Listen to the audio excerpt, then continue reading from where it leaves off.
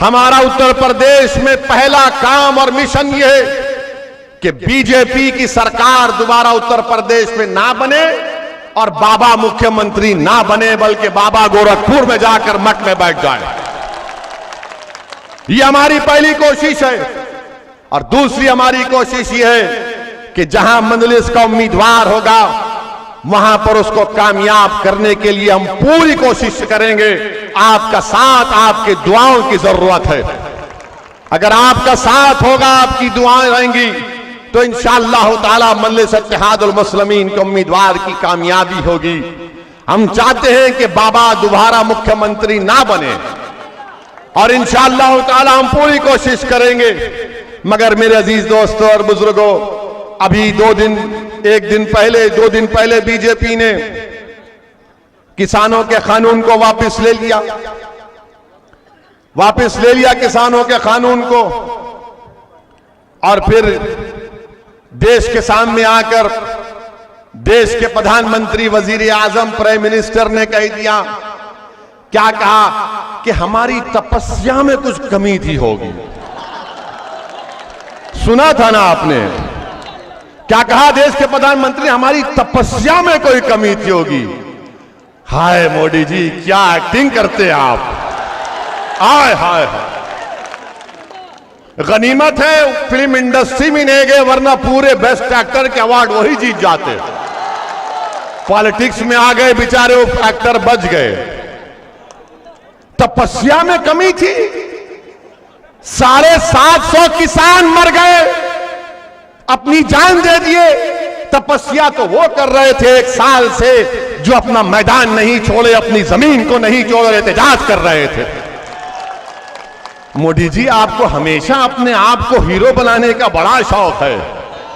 माने हर चीज अपने पे ले लेते हैं। मैंने तपस्या में कमी थी हमारी। कौन सी तपस्या आपकी? आप तो 300 MP के ऊपर गलत काला कानून बना दिए। जब किसानों ने कबूल नहीं किया, आपने उन किसानों पर क्या क्या इल्जाम नहीं लगाया? खालिस्तानी है, ISI के हैं, पैसा आता है, बकवास, सब अनाप शनाप। और उसके बाद देख लिया कि मेरी इमेज में कमी आ रही है, मेरे खिलाफ ये मोदी ने महसूस कर लिया कि मुझे किसानों का दुश्मन करार दे रहे हैं। तो मोदी ने 24 की तैयारी के लिए कानून को वापस ले लिया। 2024 के चुनाव के लिए आज मोदी ने उस कानून को वापस ले लिया। और ये इनकी तैयारी है। और बोल रहे कि मेरी तपस्या में कमी। क्या तपस्या किया? 700 किसान मर गए। और फिर कोई इनका बीजेपी का कोई मंत्री कहता है कि कानून है, जुड़ते हैं, बनते हैं, फिर बनाएंगे किसानों के साथ हम पूरे रोड पर निकल कर आकर ठहरेंगे इंशाअल्लाह ताला। मेरे अजीज दोस्तों और बुजुर्गों, ये बीजेपी के कारनामे, बेरोजगारी भारत के नौजवानों का मुकद्दर बन गया। 6% अनएम्प्लॉयमेंट है। उत्तर प्रदेश की विधानसभा में मंत्री खड़े होकर कहता है कि उत्तर प्रदेश की बेरोजगारी के अनएम्प्लॉयमेंट रजिस्टर में 36 लाख नौजवानों के नाम लिखे हैं। 36 लाख जिनको रोजगार चाहिए। आपने लॉकडाउन किया, बर्बाद कर दिया। GST किया, बर्बाद कर दिया। नोटबंदी की, गरीब बर्बाद हुआ, दौलतमंद को कुछ नहीं हुआ। अब एक और खुशखबरी, देश के प्रधानमंत्री देश से कह रहे हैं कि अगर कपड़ा खरीदोगे, जूता पहनोगे तो महंगाई कर दी। उसमें भी GST बढ़ा दिया। जूता और कपड़े पर GST बढ़ा दिए। अरे कितना खून चूसोगे आप? पेट्रोल डीजल आसमानों को छू रहा है कीमतें। अब कपड़े और जूते पर भी GST बढ़ा दिया गया। मगर बीजेपी का वोटर क्या करेगा? आप वो बीजेपी का वोटर अब क्या करेगा, ये देखना पड़ेगा। मगर मैं आपसे अपील कर रहा हूं कि आप अपनी सफों में इत्तेहाद को पैदा करिए। हम पर इल्जाम लगा, इसी बाराबंकी में आज से 1 महीना पहले हमारा जलसा हुआ, जिसमें हमने बाराबंकी में जहां पर मस्जिद थी जिसको शहीद कर दिया गया था, हमने उसके बारे में बात की तो योगी सरकार ने हम पर मुकदमा लगा दिया। हम बोले लेकर जाओ, हम ससुराल को जाने तैयार हैं। जेल को लेकर जाओ, जो करते करो, अगर आपका दिल भरता है कि गोली मारना, एक नहीं 6 मारो, कर दो एनकाउंटर, क्योंकि हमारी मौत का फैसला अल्लाह कर चुका है, तुम नहीं करे, तुम नहीं कर सकते हमारी मौत का, जिंदगी का फैसला। और हम क्या कहे थे कि मस्जिद के बारे में हमने कहा था कि बाराबंकी की वहां पर मस्जिद को गरीब नवाज मस्जिद, हाँ, रामसनाई घाट में 17/5/2021 को उस मस्जिद को शहीद कर दिया गया। तो योगी सरकार ने हम पर केस बुक कर दिया, नॉन अवेलेबल सेक्शन लगा दिया। मुबारक हो आपको, आपने केस बुक कर दिया हम पे। हम तो इंतजार में थे कि आप हमको ले जाकर अपना मेहमान बना लेते, अपने दामाद को, मगर आपने नहीं किया। और हम पर इल्जाम लगाया कि ओवैसी ने झूठ कहा। अच्छा, हमने झूठ कहा ना, अब आप तुमको अंग्रेजी में बोल रहे हैं, कोर्ट के डॉक्यूमेंट से पढ़कर सुना रहे हैं। बाबा सुन लो जरा, हाई कोर्ट का ऑब्जर्वेशन क्या था। हाई कोर्ट ने कहा, from the averments made in the contempt petition as also the submission advance, prima facie it appears that the demolition of the mosque in question on 17/5/2021 by the respondent number 2 station house officer Ramsnahi Ghat Tehsil and district Barabanki as stated is in violation of direction number 4 and 5 of the order dated 22/4/2021। अब ये बताओ आप, हम झूठ बोले? हम झूठ बोले मस्जिद को आपने शहीद कर दिया। अच्छा, कोई समाजवादी का नहीं बोला मस्जिद शहीद हुई तो, कोई कांग्रेस का नहीं बोला, हम ही बोले, क्योंकि हमारी मस्जिद है। इनको क्या करना है? इनको तुम्हारे वोट से मतलब है, इनको मस्जिद से मतलब ना थी ना कभी है। इनको मुसलमानों के बच्चों के स्कूल से मतलब नहीं है, तालीम से मतलब नहीं है, बच्चियों के लिए डिग्री कॉलेज से मतलब नहीं है, अंसारियों के पावर लूम से मतलब नहीं है, कुरैशियों के कारोबार से मतलब नहीं है, मुसलमानों से कोई मतलब नहीं है। मतलब है तो तुम्हारे वोट से सिर्फ, क्योंकि जिंदगी और मौत का बात है। मस्जिद जिंदगी और मौत नहीं है हमारे लिए। मस्जिद तो इबादत गाह है ना हमारी, बगैर किसी वजह के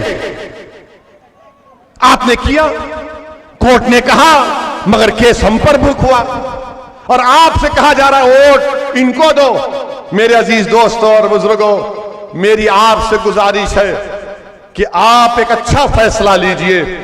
और डालना आपका अख्तियार है, वो आपका जमहूरी अख्तियार है, मगर हमारा काम आपसे गुजारिश करना है, आपको समझाना है, आपको बतलाना है। और ये बार बार इस बातों में मत जाइए, ये कहेंगे आकर आपसे कि ओवैसी आया है तो बीजेपी जीत जाएगी। अरे भैया, हम नहीं लड़े यहां से तो कैसे 22,000 वोट से बीजेपी जीत गई?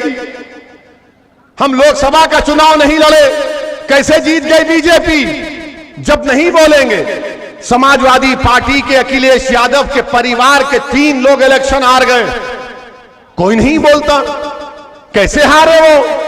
मुलायम सिंह यादव साहब, इनके बारे में क्या कहूं मैं? अगर बेनी प्रसाद वर्मा ने मुलायम सिंह और समाजवादी पार्टी के बारे में जो बातें कही हैं, तो समाजवादी पार्टी के लोगों की आज की रात की नींद हराम हो जाएगी। इतनी बातें बेनी प्रसाद वर्मा ने इन समाजवादी पार्टी और मुलायम सिंह के बारे में कही थी। मगर मेरे अजीज दोस्तों और बुजुर्गों, हम आपसे ये अपील करने आए हैं कि मुत्तहिदा तौर पर अपने वोट का इस्तेमाल करिए, डरने और घबराने की जरूरत नहीं है। और हम मोदी जी को भी बताना चाहेंगे, बीजेपी को बताना चाहेंगे कि जिस तरह आपने ये तमाम किसानों के लिए ये 3 कानूनों को, कृषि कानूनों को वापस लिया, हम आपसे इस बात का डिमांड करते हैं कि CAA कानून को भी वापस लिया जाए। क्या आपको मंजूर है? क्या आपको मंजूर है कि CAA का कानून वापस लिया जाए? अरे अगर है मंजूर तो कहो मंजूर। ताकि मालूम हो जाए मोदी जी को, वरना बोलेंगे मैं ही तपस्या किया था खाली। CAA का कानून वापस लेना चाहिए। क्यों लेना चाहिए? क्योंकि वो संविधान के खिलाफ है। वो संविधान जिसको बाबा साहेब अंबेडकर ने बनाया था, जिसमें मजहब की बुनियाद पर कानून नहीं बनाया जा सकता, बीजेपी ने मजहब की बुनियाद पर भारत के संविधान में फंडामेंटल राइट टू इक्वालिटी, बराबरी का हक एक फंडामेंटल राइट है, उस कानून, उस फंडामेंटल राइट के खिलाफ कानून बनाया गया। और हम मुतालबा करते हैं कि CAA कानून को भी वापस लिया जाए। हमसे मीडिया वाले पूछ रहे हैं कि अगर नहीं करे तो क्या करेंगे? अगर NPR और NRC का कानून बनाएंगे तो हम दोबारा रोड पे निकलेंगे, यहीं पर भी शाहीन बाग बनेगा इंशाअल्लाह ताला। याद रखो आप, हम खुद आएंगे यहां पर। हम मुतालबा करते हैं कि CAA का कानून वापस लिया जाए। और ये जो किसान हैं वो सही पहचान लिए बीजेपी को, और बीजेपी और मोदी और अमित शाह को। वो उनकी बात का यकीन नहीं कर रहे। वो ये कह रहे हैं कि जब पार्लियामेंट शुरू होगा, जब पार्लियामेंट में बिल आएगा तो हम फैसला करेंगे। क्योंकि जब CAA का कानून पार्लियामेंट में आया, उससे 2 दिन पहले देश के प्रधानमंत्री नरेंद्र मोदी ने कहा था कि कहां NPR NRC की बात इसमें है। हमको याद थी, हमने पार्लियामेंट में तकरीर की, और जब अमित शाह हमारे सवाल तकरीर का जवाब देने के लिए पार्लियामेंट का खड़े हुए, तो हमने कहा अमित शाह ये तो बता दो NPR NRC होगा नहीं होगा? तो अमित शाह ने खड़े होकर कहा ओवैसी जी NPR NRC तो होगा। हमने कहा तुमने सच कहा और मोदी ने झूठ कहा बाहर। देखना जाकर वीडियो है अमित शाह का, हमारी तरफ घूर घूर के देख रहे थे, ऐसा देख रहे थे कि हमको कच्चा खा जाएंगे। हम कहे कि घूरने से कुछ नहीं होता हमको, बहुत लोग घूरते हमको, बहुत से लोग घूरते, कोई फर्क नहीं पड़ता। मगर किसानों ने जान लिया नरेंद्र मोदी को। उन्हें कहा कि इनकी बात का यकीन नहीं किया जा सकता। याद रखिए NPR NRC के रूल बनेंगे, और अगर ये होगा तो आसाम में जिस तरह आसाम में लोगों को उनकी शहरियत से महरूम कर दिया गया, वही प्रोग्राम है, वही प्रोग्राम है। इसके खिलाफ आपको आवाज उठाना है। मेरे अजीज दोस्तों और बुजुर्गों, यही चंद बातें थी जो मैंने इखलास के साथ आपके सामने रखा। मेरी आपसे दबन गुजारिश है कि मुत्तहिद हो जाइए और अपने वोट का इस्तेमाल, मंजलिस का इंतखाबी निशान पतंग है, पतंग के निशान पर बटन दबाकर अपनी पार्टी को और अपने इत्तेहाद को कामयाब करिए। अस्सलाम वालेकुम व रहमतुल्लाहि व बरकातहू। नारे तकबीर, नारे तकबीर, नारे तकबीर। अस्सलाम वालेकुम व रहमतुल्लाहि व बरकातहू।